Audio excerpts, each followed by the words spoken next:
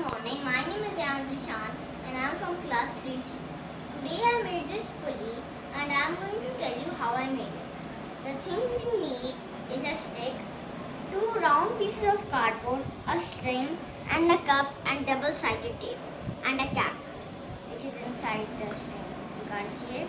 So what you have to do, you have to make a hole in the cap and the both of the cardboard pieces, and then insert the stick inside, and then roll up the string and attach the cup with the string which on the other side, and then what you have to do is just simply pull the other side of the string, and then it will be the cup will go up, and I'm pulling the string and the cup is going up, and